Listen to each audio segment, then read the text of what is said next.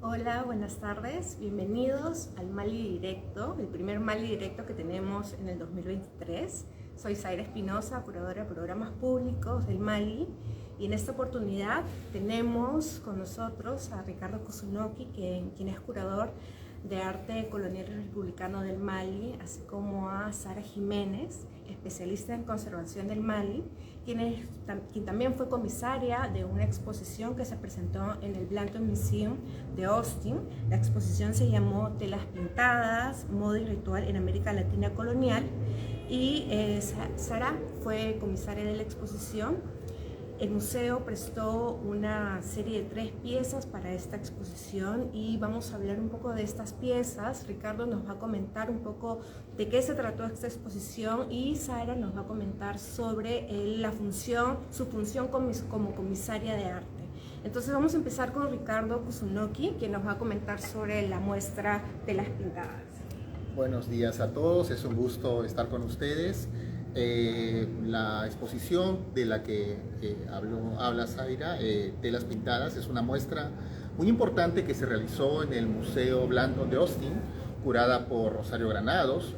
Una muestra que quizá por primera vez explora la representación del tejido en el arte colonial. Era una exposición que combinaba imágenes de tejidos, es decir, cuadros que representan textiles, una diversidad de textiles, y también las propias piezas que se han conservado, ¿no? Tejidos de época.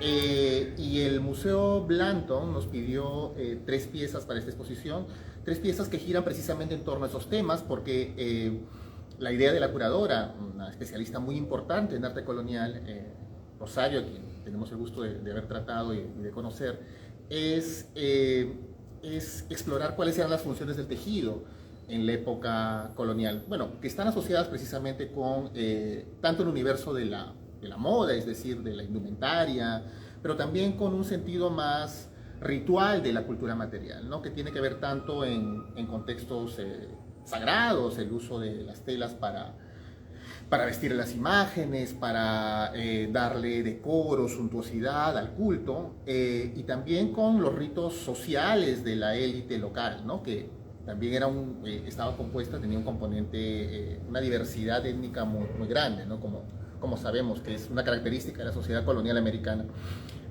Estas son las 3 piezas que prestamos para la exposición.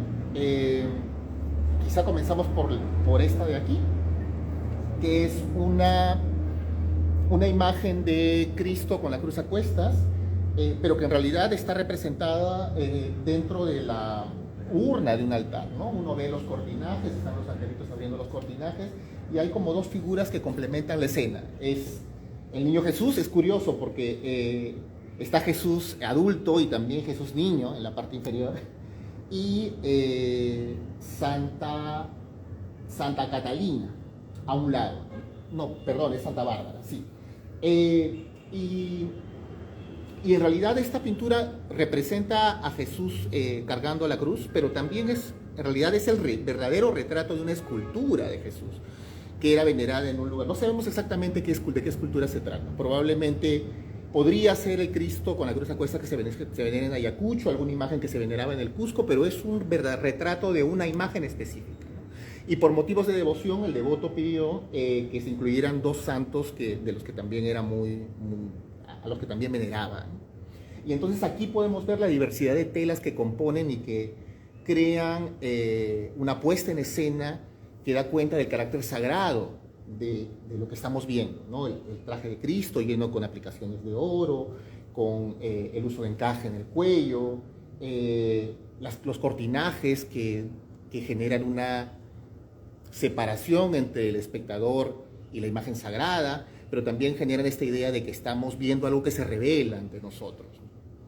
Y además las ropas que llevan también los santos en la parte inferior. La tela es esencial para crear esta idea, esta sensación tan potente de lo que es sagrado. La siguiente pieza es esta, es un frontal. Los frontales son unos aditamentos que se colocan en la parte que se ve de la mesa del altar, que la mesa del altar es el lugar donde se oficia la misa. Antes, la misa, antes del Concilio Vaticano II, la misa se realizaba con el sacerdote de espaldas a los fieles, es decir, miraba directamente hacia el altar. Y en la parte inferior del retablo había una superficie decorada que le daba mucho más solemnidad y riqueza y suntuosidad al culto. Pero en muchos casos los frontales eran de plata, como aún podemos ver en la Sierra Sur del Perú, pero también eran de telas muy ricas, de tejidos que se importaban de Europa o de Asia, e incluso esas telas podían ser mucho más caras que los frontales de plata. Y en contextos en donde no había mucho dinero, lo que se solía hacer era pintar como si fuera un cuadro, ¿no? Una tela, imitando la representación de una tela real. Es decir, lo que vemos aquí es un frontal fingido, ¿no? Un frontal de tela que imita, que finge estar compuesto por telas ricas, ¿no? Probablemente este era un tejido de seda, de tapicería, porque si vemos es un tejido muy... el diseño se repite de manera muy rigurosa, ¿no? Entonces probablemente el pintor está tratando de imitar un tejido realizado en algún tipo de telar, digamos, mecánico, con aplicaciones de oro y plata, ¿no? Unas franjas que ayudan a unir estos pedazos de tela, ¿no? Y en la parte superior el diseño es mucho más libre, lo que sugiere ya no un tejido de tapicería o con el diseño, digamos, estructural a la tela, sino que es más bien una labor de bordado, ¿no?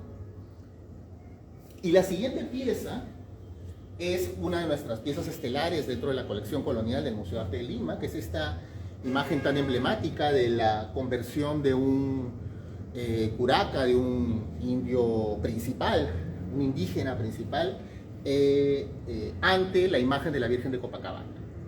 Y esta pieza también fue importante dentro del discurso de la exposición, porque aquí podemos ver también el uso de los textiles en relación con no solo la idea de lo sagrado, de los ritos, sino con cómo se construyen las identidades en función a la indumentaria, ¿no? Entonces está lo que ya hemos visto, el verdadero retrato de una imagen, de una escultura que se veneraba en los Andes, en este caso la Virgen de Copacabana, en la mesa de altar con un frontal de tela, como el que ya hemos visto también en la pieza anterior.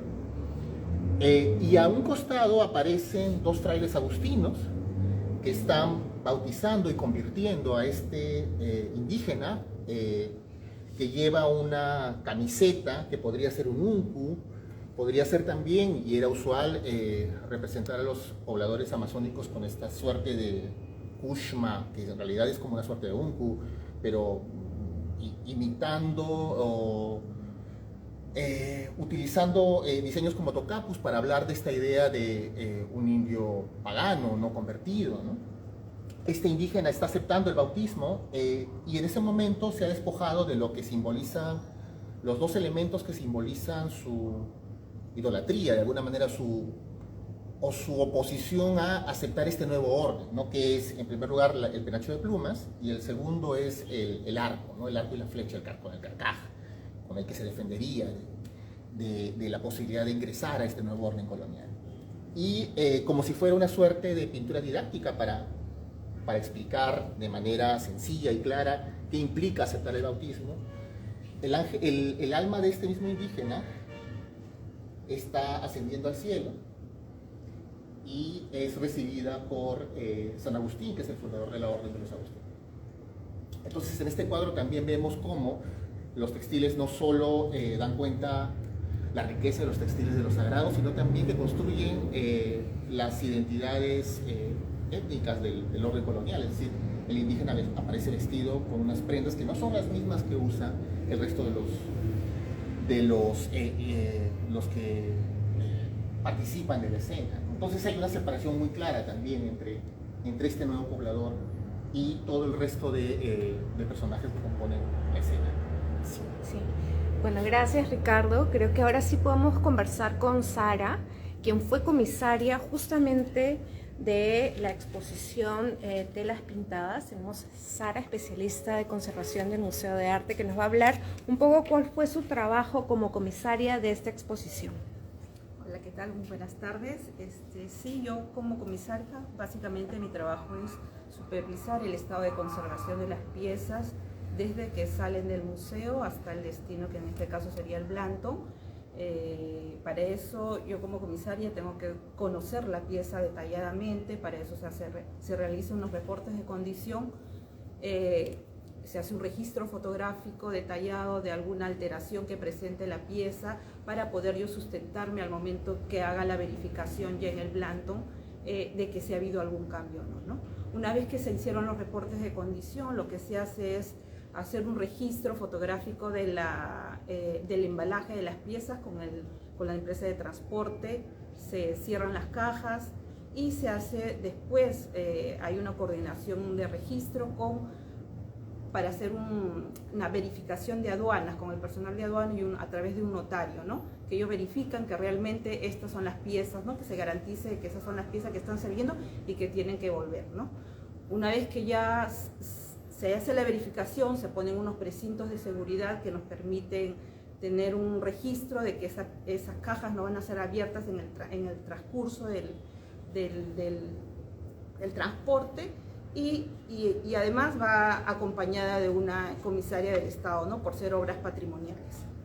Una vez que llegan las obras llegaron las obras al Museo Blanton, lo que se hace es se depositan en los almacenes climatizados. Y una vez que yo llego, recién se puede hacer el traslado de las cajas hacia las salas de exposición. Una vez que se hicieron las cajas del traslado de exposición, igual se hace un registro fotográfico y se abren las cajas, se vuelven a evaluar, se verifican de que en el transcurso del traslado de las obras no haya habido ningún cambio en el estado de conservación. Una vez que se observa que no hay nada, se procede al montaje ya con la compañía de la curadora, ¿no? Se hace el montaje. En el caso, por ejemplo, de estas tres obras, una de las particularidades que se tiene, por el caso en el frontal, sí hubo una coordinación, siempre hay una coordinación directa entre la comisaria, los montajistas y los de registro para que te indiquen o tú también dar las observaciones de cómo quieres que vaya la pieza montada, ¿no? En el caso de este frontal, sí tuvo que ir debido a la particularidad de la pieza, iba a estar muy debajo de lo normal, montada en la pared, entonces se le pudo poner una cubierta de acrílico que permite pues que nadie pueda tocar la pieza y dañarla, ¿no? Una vez que se terminó con la exposición, que han pasado después de 5 meses, lo que se ha hecho otra vez es reevaluar las piezas. Yo he tenido que regresar al Blanton, hacer una verificación del estado de conservación de las piezas y como no hubo ninguna alteración del cambio, se vuelve a hacer el embalaje, ¿no? Para que retornen a nuestro país. Eso es básicamente, ¿no? Una vez que ya llegó al Mali otra vez de retorno, se vuelve a hacer una verificación con los de aduana para que registren de que las piezas que salieron son las mismas que han regresado. Se vuelve a hacer otra vez un registro de reporte de condición de las piezas y es ahí donde concluye mi trabajo, ¿no? Sí, Sarita, creo que has escrito muy bien lo que es el trabajo de una comisaria de arte, ¿no? Pero creo que es importante también detallar de que es tu responsabilidad, ¿no? Como comisaria de esta exposición, ver del resguardo de estas piezas, ¿no? En la presentación de esta exposición fuera del país. Bueno, sí, es bastante responsabilidad en realidad de cualquier cosa que vaya a pasar con la pieza es una coordinación y una responsabilidad que permanentemente la tengo que tener, tanto con el Blanton y como con el Museo de Arte, ¿no? Cualquier alteración, una de mis funciones es hacer un informe, ¿no? Si ha habido algún cambio en el estado de conservación, para ver si en coordinación con el museo que esté en préstamo y el Museo de Arte, de que se pueda intervenir en el caso que sea necesario, ¿no? Y en el caso que la pieza esté muy dañada de repente por el transporte o por alguna eventualidad, no sé, de manipulación, ¿no? Que puede haber pasado, de repente se determina que ya no va la pieza, ¿no? Sí. Igual estas piezas llegaron en óptimas condiciones. Sí, llegaron tal cual se fueron, no ha habido ningún cambio en el estado de conservación. O sea que estamos contentos de que se vuelvan a mostrar, ¿no? Sí.